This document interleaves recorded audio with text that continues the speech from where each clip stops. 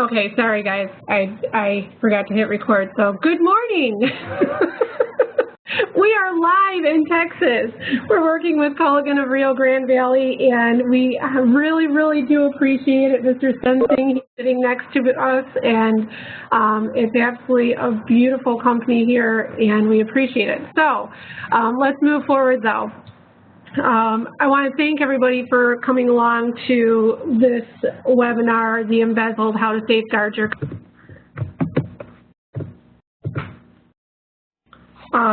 As always, we always thank you for joining us. This is specific for Moti-Vitality members, so we also appreciate your continued support of Moti-Vitality. And as always, if there's any way that we can service you, please let us know. And I hope that the time that you have here, you'll gain a lot of information, and that the time that you're spending with us is you get a lot of value out of what we have to say today. So thank you.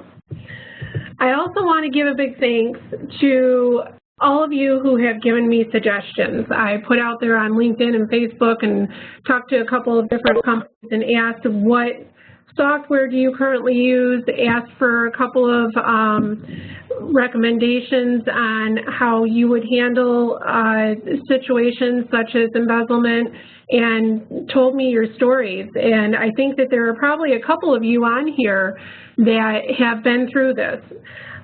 So thank you for sharing. I also want to give a great big thank you to the experts.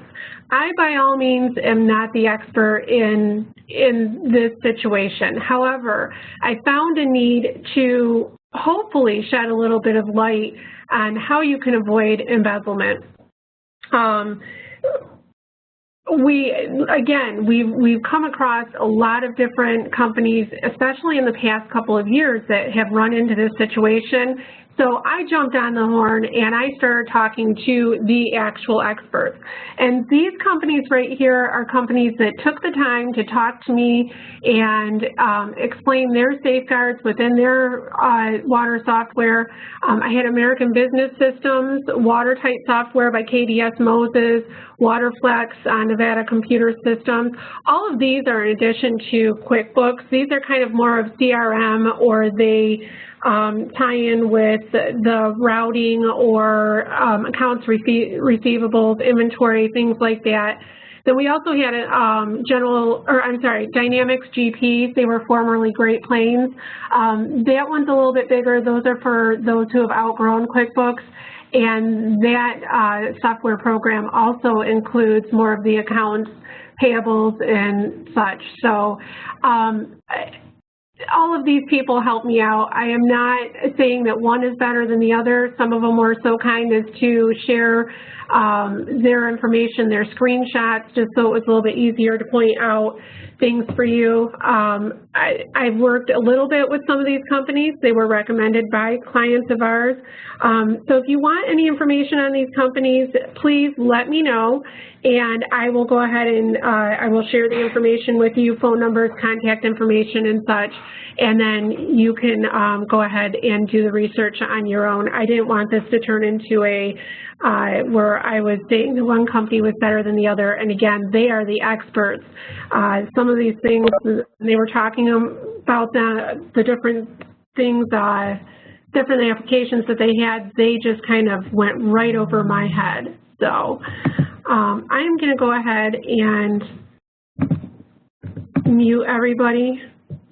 Just real quick, if you have any questions, feel free to unmute yourself. The way that you unmute yourself is if you go up to the top here, it's going to show up gray on your screen, but if you go up here to the top, then you have the opportunity to unmute yourself, or you have the opportunity to chat.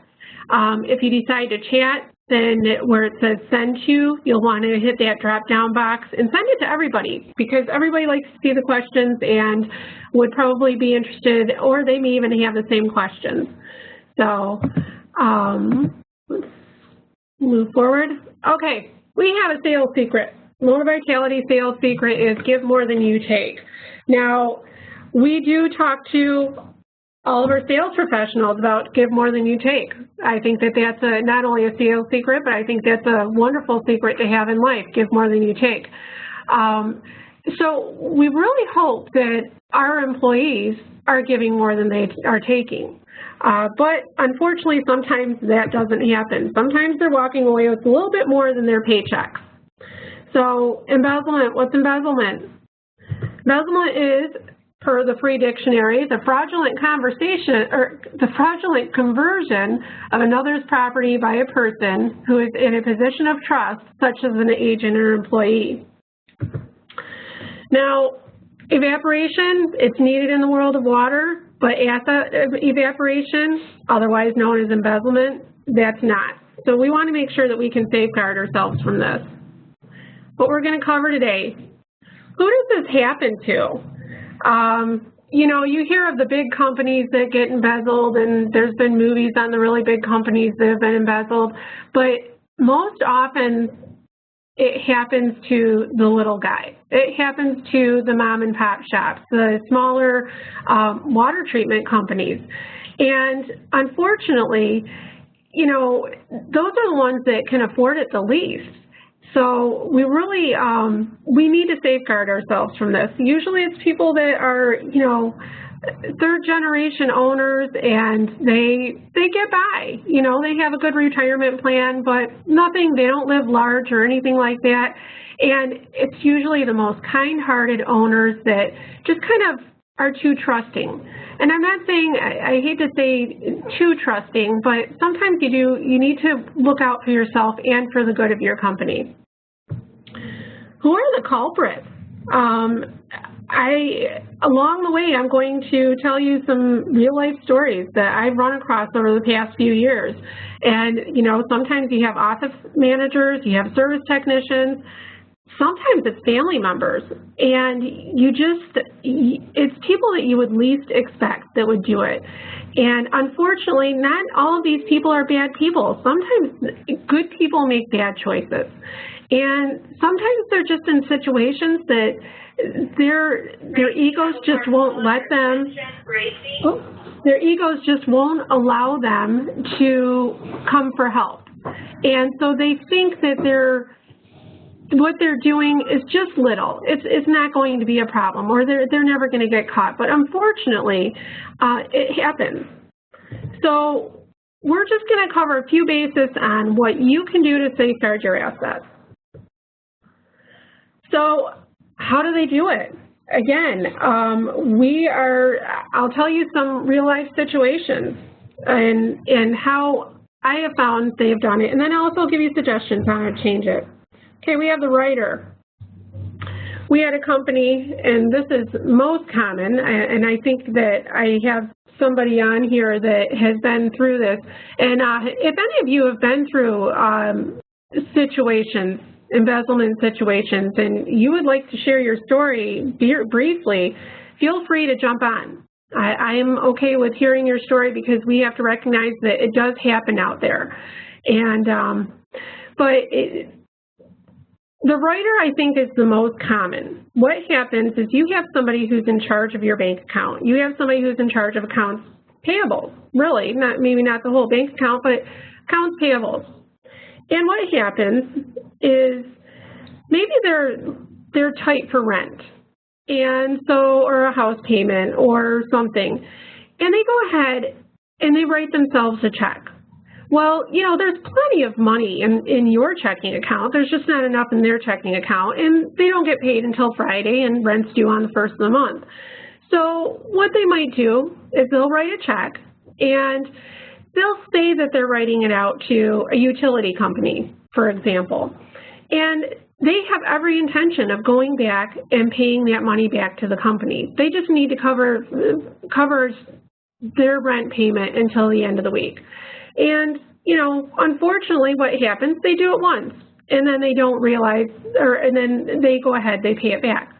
Then they go ahead and they do it again. And eventually they get so far deep over their head that they just can't pay it back. This happened to a company in one of our clients. The office manager was writing checks, and she happened to be on vacation. And they had somebody that came in and did just a general audit, happens once a year, and they asked to look in their accounts payable. And as the customer service rep that was at the front desk, as she's looking in the account payables, she happens to notice that there's a check just so happened to be written out to Moti-Vitality. Well, Moti-Vitality hadn't been doing any work with the company for at least 6 months. Our contract had ended with that company. So she called me up and she says, hey, Jen, what have you guys done in the last month or so that you had an $823.73 check, something just totally off the wall number. I said, oh, we haven't done anything in the past 6 months, you know, but it's great to hear from you. Well, come to find out, the office manager was writing checks saying that they were to Moti-Vitality or other bogus suppliers. There was a company in there, A, B, C, D, E, F, G, water or plumbing supply. You know, bogus companies. And in her QuickBooks, she was saying that it was written out to that company. However, she was physically writing the checks out to herself.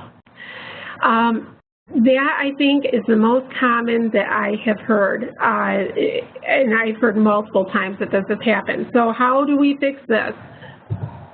Well, if you're using QuickBooks, QuickBooks has, this is kind of a little behind the scenes, QuickBooks has an audit trail. And let's see if I can, I'm going to jump here really quick because I wasn't able to take a screenshot. In your QuickBooks, you can go over to Reports in your menu bar, click on there, you go to Account and Taxes, go on further down, go to Audit Trail, and your audit trail, oops.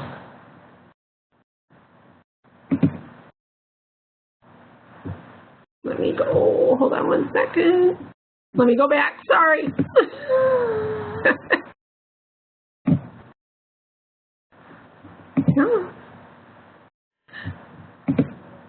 Okay.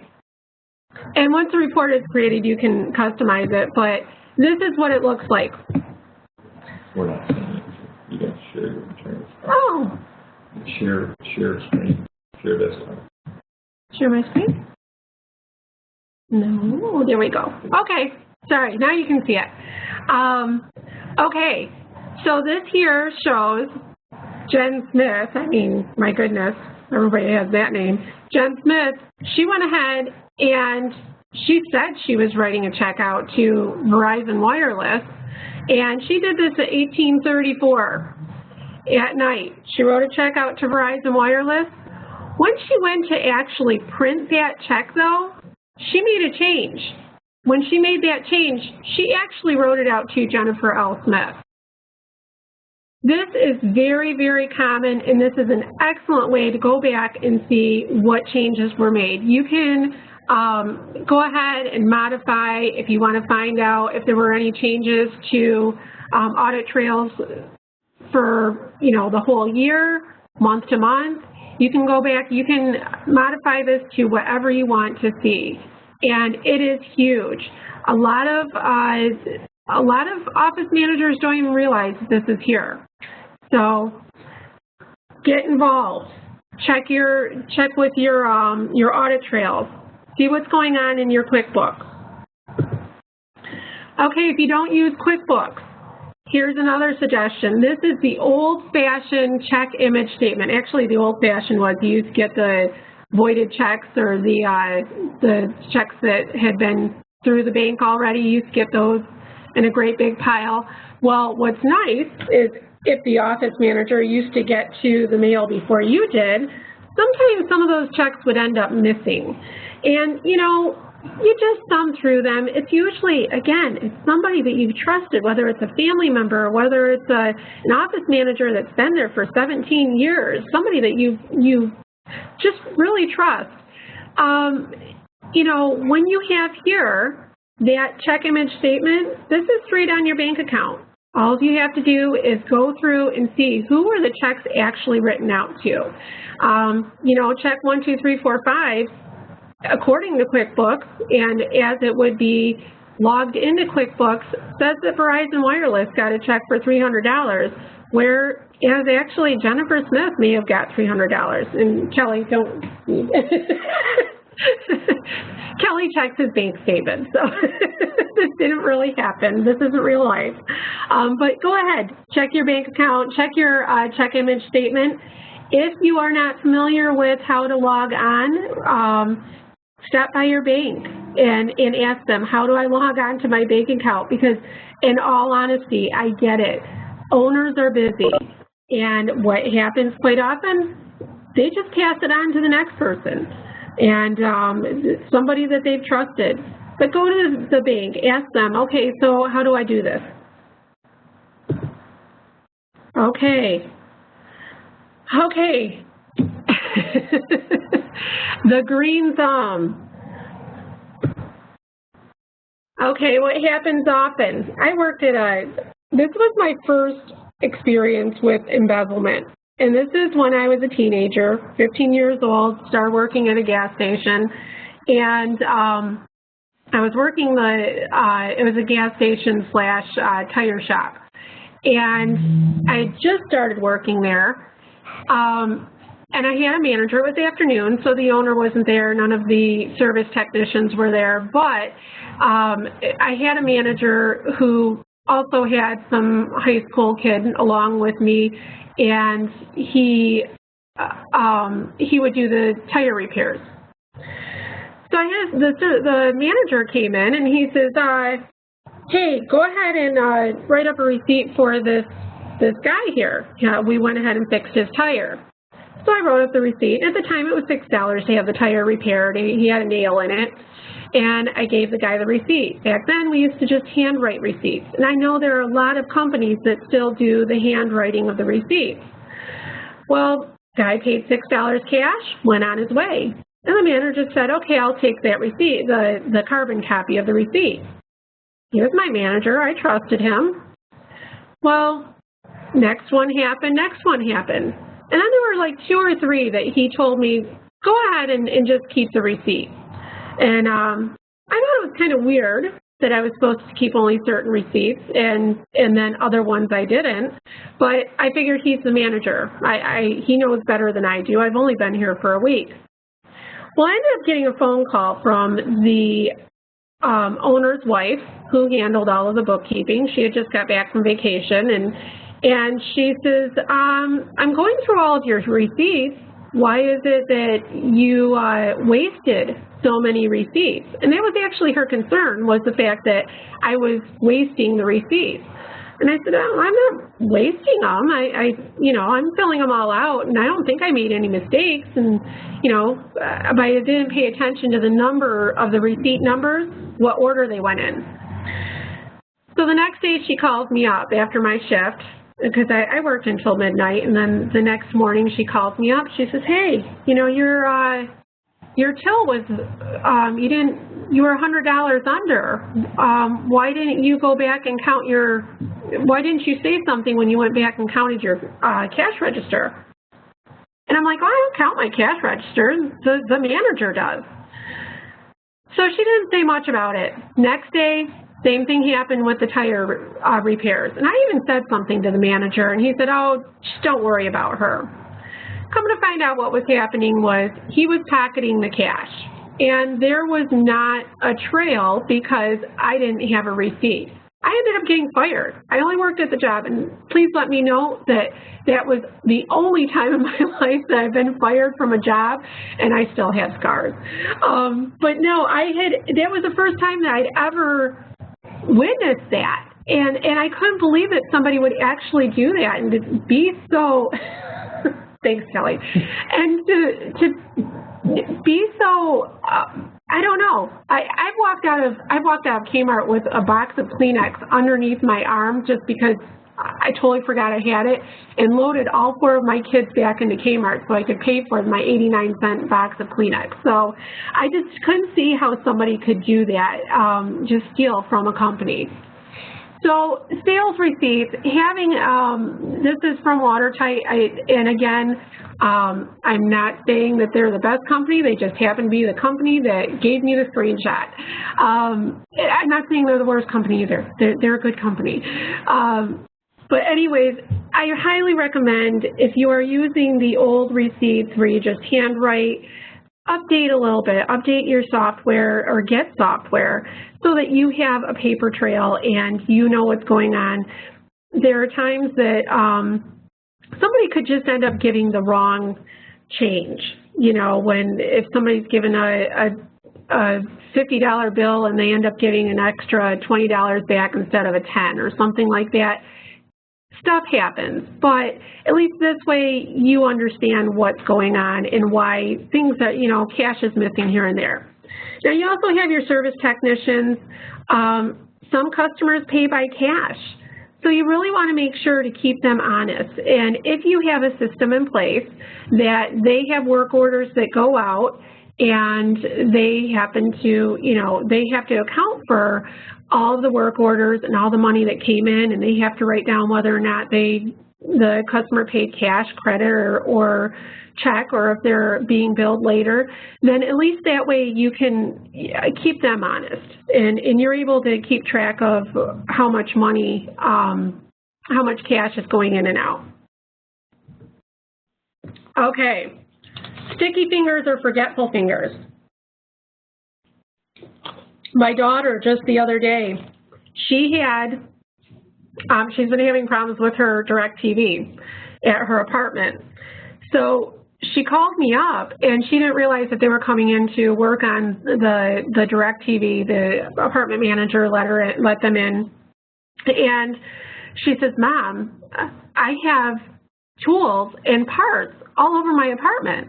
And she said, "Somebody was in here." So she called up the manager and found out DirecTV was in there. However, they had left behind some pretty major parts. I mean, she just for giggles went on to Amazon to see how much each of these parts were, and some of these little connectors and things like that, those were like $20, $30 a piece.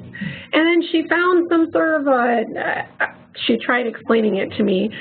There's a reason she's in fashion and she's not in the service industry, but I don't know if it was a drill or something, but they left behind some pretty expensive equipment. And so she had to give it all to the manager. But gosh, as an owner, if you have a service technician that's leaving things behind, you're losing out on a lot of money. We've also run into the situation of sticky fingers, where maybe there's an extra set of filters on the truck, and a customer says, yeah, while you're changing those filters, or instead of just dropping off those filters, can you go ahead and change them for me? And so service technician goes ahead and does it, and then he goes ahead, sterilizes the unit. Normally it's, let's just say $70 for a set of filters. Well, now he's gone ahead, he's done the filter change, and he's sterilized the unit, and now that's $130. That's normally how much they charge for that. Well, they go ahead and they pocket the money. What I have seen in the past is where, you know, we have a company that had all the software in place, all their clients were listed in the software, and customer calls up and says, oh, I want to go ahead and have a filter change. And we say, okay, well, we'll go ahead and we'll send Dave out there. Oh yeah, Dave just, he changed my filter 6 months ago. Oh gosh, we don't see that you've changed your filters for a year now. Oh no, Dave was out, he was out like 6 months ago. And then that's when you start to realize that you get 2 or 3 customers that say, Dave was out here just a couple months ago or 6 months ago, I paid cash. Then you realize that something's happening. You're losing your inventory, and unfortunately, the money is going into somebody else's pockets. Softener salt. Same thing, you know, maybe they're low on salt at home, they grab a couple extra boxes, oh, or a couple extra bags. Oh, you know what, Mom needs salt too, grab a couple extra bags. If that's not policy at your shop, then you definitely want to keep track. I saw a client one time, the only way that they knew that they needed to order more salt is because they had a line on the wall. When it hit that line, that's when it's time to order more salt. They didn't keep track of inventory or anything like that, and they were just blowing through the salt as far as it ended up missing a lot. You also, old equipment. Of course, when you have water softeners, drinking water systems, those are usually inventoried pretty closely because those are the high-end things. But I know some companies, they'll use the old equipment, they'll tear it apart and use the good parts for when they're working on service calls, or they'll go ahead and use old equipment just as rentals. Unfortunately, some of the equipment that's pulled out of homes, that ends up going in the back of the truck, and that ends up going into weekend jobs. Some, you know, your service technicians, installers, sometimes those will end up going into somebody else's house, and they might end up pocketing the money and again, walking away with more than just their paycheck. So what do you do to fix that? I highly recommend doing a daily truck inventory. And this again here was from Watertight. Again, they only supplied the clip art for me, but this tells how much they had on their load, how much they checked in the morning, and then when they come back the next day, how much or when they come back in the afternoon, it talks about how much they unloaded. So they started off with 0, and I guess this is a little bit backwards. They started off with 0, or let's see here, filter set. They started off with 2, they sold 1, so you have a -1 here. They show that they didn't unload any. So it's so helpful. If it's not you, yourself, the owner, if your company is a little bit too big, make sure you have a manager and you have double checking. And in this situation with Watertight, what they have is they have the employees are going ahead, the route drivers, they're loading up their trucks. And then they have a manager that goes back and they double check. And it's all Android based. They go ahead, they check off what they have, and then they hit send, it goes over to the manager comes on the truck, and they double check. And same thing when they unload at night. Now, it may seem like, you know, that's going to take a lot of time, but in the long run, just spending the extra 15 minutes in the morning, I think in the afternoon, I really think that that will benefit you, because I know they say that you can have a 10% variance loss in parts, but sometimes that's a lot. Okay, the weekend warrior. Again, we have run into people who are doing side jobs. A lot of companies will allow the service technicians, the installers, they allow them to drive their trucks home every night or on the weekends, and especially if they're on call or something like that, which is understandable if they're on call. But, you know, for them to drive their truck home every single day, some of the service technicians, maybe they don't have a second vehicle, or their car is broke down or something like that. So they just go home. Or sometimes it's just closer for them in the morning to go and start running their service route the next day, so they take it home. Unfortunately, what happens, we just ran across this, is there was a company, the service technician was taking the truck home on the weekends, and they were driving probably about, I don't know, 500 miles away on the weekends using the company truck, and they were moving furniture.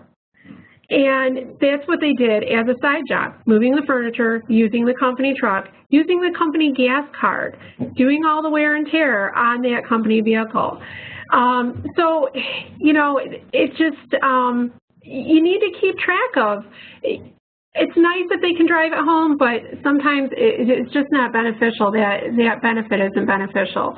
So how do you do that? How do you keep track of, are they spending, another 1,000 miles a weekend on the truck? Well, this was just something that was a clip art, but track the mileage. If you go ahead and you look over here, a lot of the software companies do this, where the different routes, this route is going to be driving 41 miles. Of course, your service technicians are usually driving more than 41 miles a day, but you have the, you can check how much mileage that they're supposed to be doing. And in the morning and in the afternoon, check and see what their mileage is, so that you will find out what they're doing, where they're going on the evenings. I mean, sometimes it is nice to have, at the church or at your employee's kid's baseball game or something like that, to have a company logoed vehicle, but you really want to keep tabs on how far they are actually driving and what they're doing with the vehicle. So how do you do that? Oh, here's this guy. He decided on the weekend he was going to drive from Cheyenne, Wyoming, $74 in gas. Now, he got this is the best part. I think that you should have receipts. When they are using a company's credit card, you should have receipts, and they should go ahead and put down how many miles that they're doing, what the odometer says, how many miles that they drove. This guy actually went to Hawaii. That's pretty cool. I want to go to Hawaii, drive from Wyoming to Hawaii on the weekend. But if they have receipts, you can tell where those receipts are at. You can tell where they bought gas. And if it's someplace that's not in their territory or not in their state, then definitely you can start putting up red flags. GPS tracker, that is an excellent way to see where your vehicles are at. If they're going places that they shouldn't, some of the GPS trackers, they will keep a history of every place that somebody has been. And then some of them you can just see live where they're at. I also need to add that you need to really make sure that you have in place a policy on, if we let you take the vehicle home, this is what you're allowed to do, this is not what you're allowed to do. It's so important to have that policy in place and implement that policy, really enforce it, because another perfect example, this past summer, I'm inside the house, I hear 3 or 4 crashes. I live in a really windy road, and I heard some squealing of tires, and I went running outside, and there was this, it was a septic company, but it was a huge truck, like a dump truck almost. And it was 8:30 in the evening, and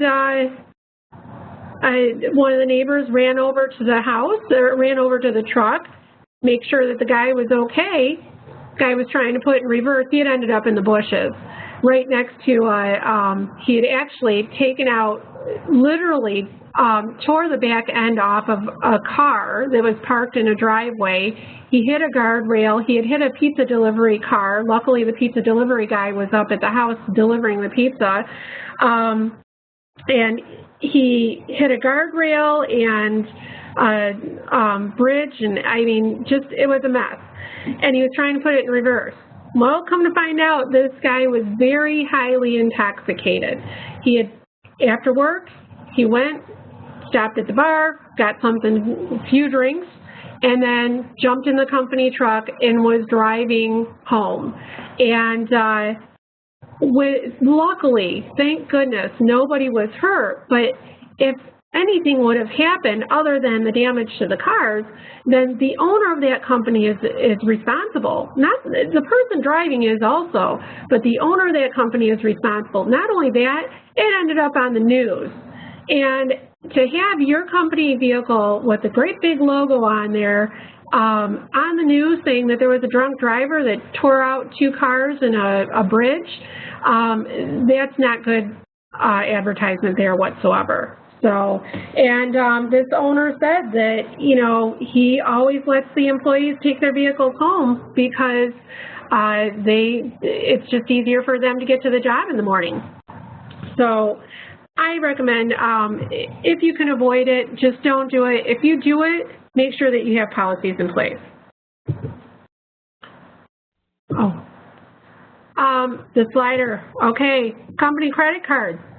This is another way that just really, you need to keep track of your company credit cards. You yourself as an owner, you need to go through all of the statements. You need to look at what money is being spent.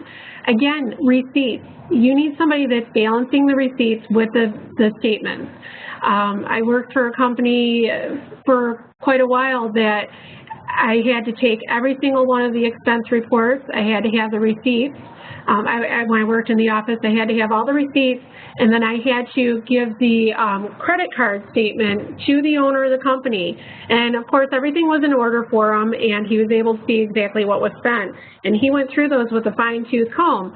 I mean, think about, you know, John decides that he needs to stop and get gas. Well, man, my wife gave the last $10 to my kids for lunch, so, you know what, it's the company credit card. I'm getting gas. I'll just go ahead and I'm going to get a big gulp and a couple slices of pizza, and, you know, lunch is on the boss today. Or they run over to get some parts and they realize, you know what, I've got a weekend project coming up. Boss isn't going to notice if I go ahead over at Home Depot and I throw on a couple shark bites and a line of copper. You know, boss won't notice. You know, you really need to, if there's a receipt, especially when you're talking about parts for from Home Depot or something like that, make sure that the service technicians are writing on the receipt exactly what it was for, what job it went to, if there was any left over. Let them tell the story of why they had to go to Home Depot and what they bought and what it's being used for. Really important. Okay, the goodbye kid. Okay, unfortunately you have, well, some companies, you have sales professionals that they come and go. And, you know, John Smith decides that he's working with a water treatment company. He doesn't feel like he's getting what he was promised. He's not getting a lot of leads, and unfortunately that does happen a lot. Not so much when Moti-Vitality does the hiring, but but we create creators. Just plugging that in there. Anyways, so what he decides, you know what, I'm going to jump from Culligan. I'm going to go over to the Connecticut dealer because he says he has all kinds of leads, and I see their trucks all over the place. But you know what, when I go, I think I want to let everybody know, all of the Culligan customers know that's where I'm going, because over at Connecticut, they get really good deals on their rentals. I can get a really good commission off of all those rentals. So if I can get all the rental customers to switch on over from Culligan to Connecticut, I think I'm going to do it. So how do you stop that? How do you protect that? Well, one of the ways is, again, this is watertight. I thank them for the clip art. Control who has access to the finances and the lists.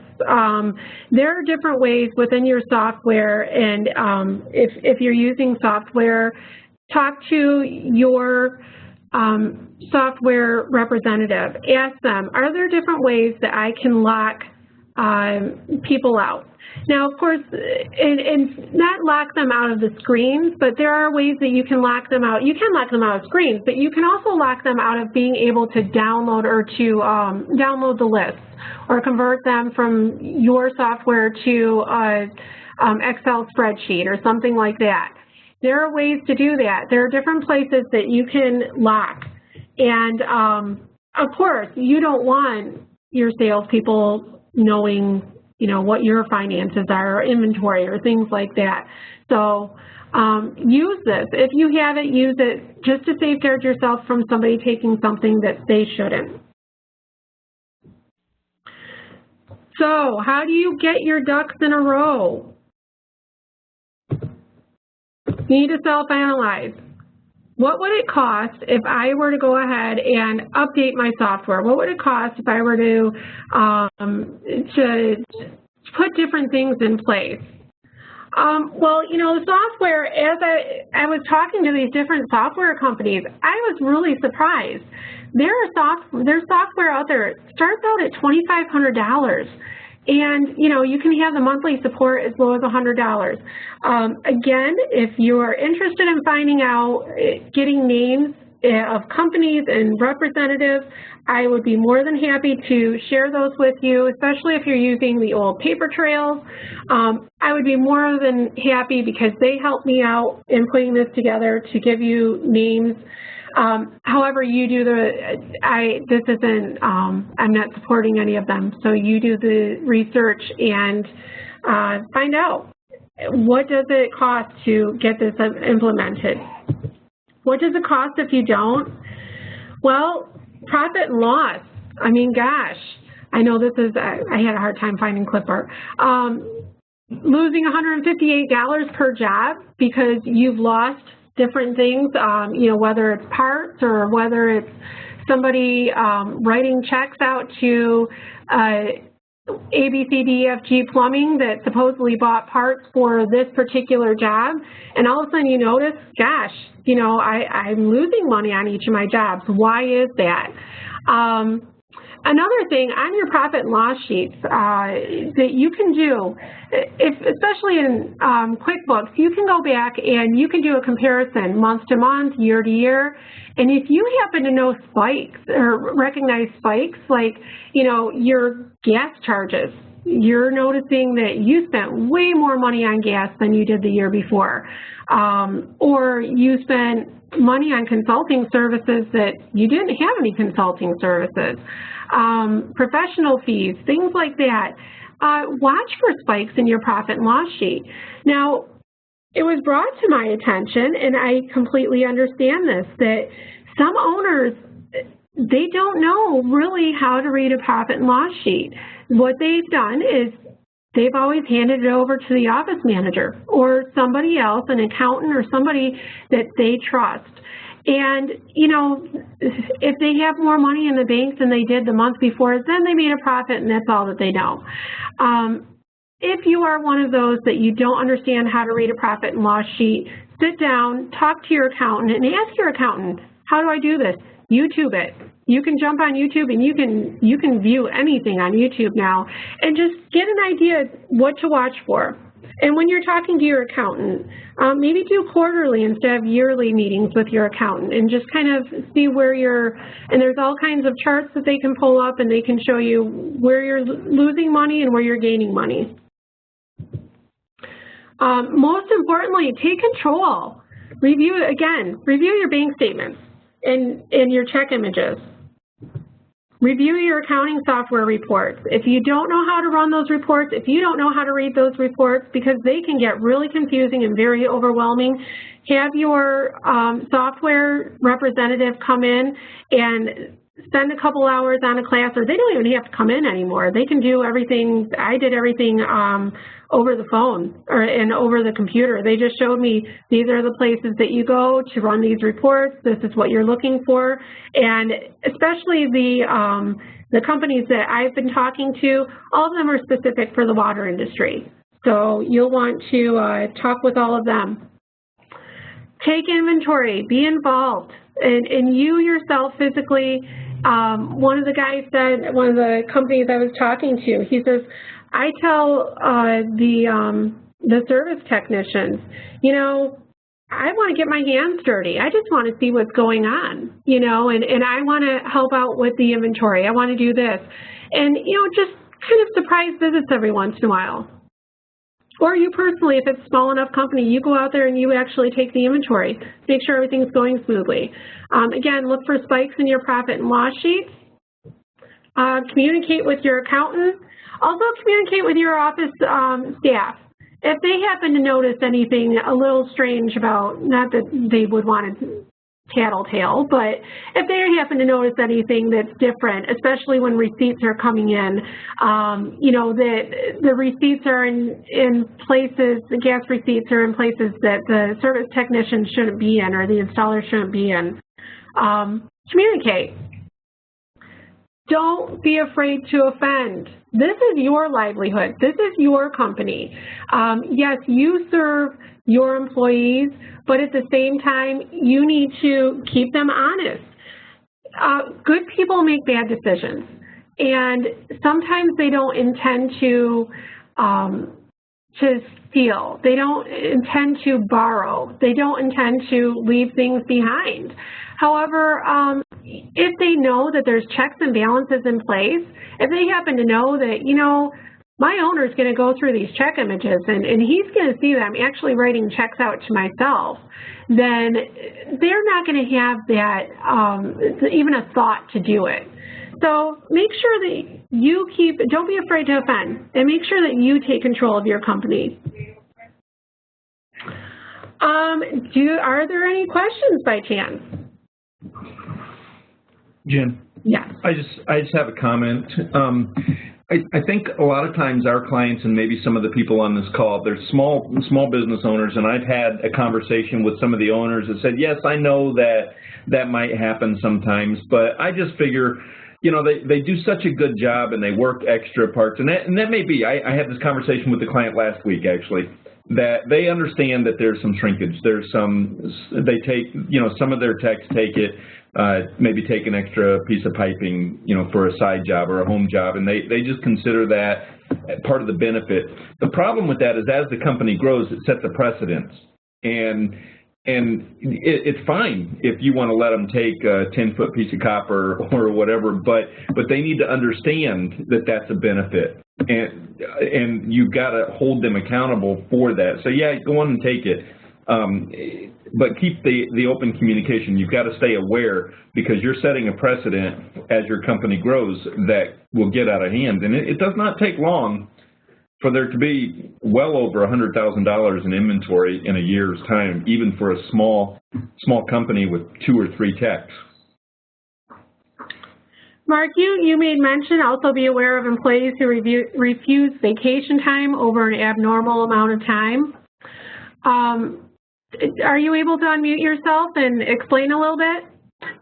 Yeah, actually, I have a little bit of experience with this at a past company back when I was working in college, but it's, you know, in my readings and such, it's a pretty common thing. You know, people who are in charge of books and whatnot, or have access to payroll or some sort of check writing ability, a key indicator that they might have gotten themselves into trouble, or they might be, you know, doing something out of bounds, is that they don't take vacation time. And, you know, because they don't want that, just like you mentioned earlier, that one audit the week they're gone. You know what I mean? So that can be a warning sign that can be something that should be looked into. Great point. Anybody else have any questions, any input? Excellent. Okay. Just so you know, oh, Mark, I'm going to mute you. Oh, there you go, Mark. Okay. Just so you know, a couple of things here. John Wallner and Bob Schmidt of Watertight, and Dave Katz, I thought I put his name down here. They were so kind as to, they spent hours of time with me explaining things to me and safeguards, and I had to narrow it down. They will be on our MV Pro call January 14th. This week we are going to be talking about, we're going to kind of wrap up the year with fun and tell us your funny story. That's tomorrow morning, 8:30 Eastern time. The information for our MV Pro Call is right down there, and we would love to hear your funniest stories, because I've got a couple of them. I've got some doozies.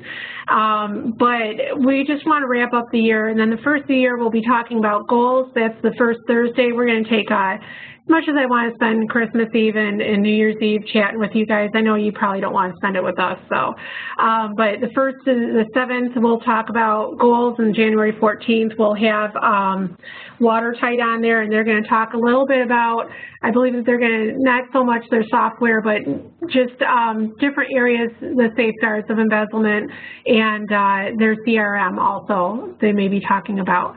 Also, Kelly was mentioning. Yeah, I just wanted to point out that in January there are sales professionals and professionals all over the country looking to start a new life and a new career. And if you would like to have a sales professional on your team ready and trained and ready to go by the spring, we'd be happy to help you with that venture. So please let us know, and we can explain our program to you and how that works, and we'd love to be able to help you. And this webinar will be converted and uploaded within the next couple days. So if you missed any of it, or you'd like to review it again, then of course you can gain access by just logging into Moti-Vitality.com, and you can review it at any time. He has such a nice commercial voice, doesn't he? So any questions, feel free to contact us. We are working hard over the next couple of days with the Culligan dealer here, but we definitely will answer your calls as soon as we get a chance to, maybe a little bit later in the evening or towards the end of this week, but we love to hear from you. So with that, thank you so much for joining us, and everybody, yes, so we won't see you till everybody have a Merry Christmas, Happy Holidays, Happy Hanukkah, and all of them. And but everybody take care.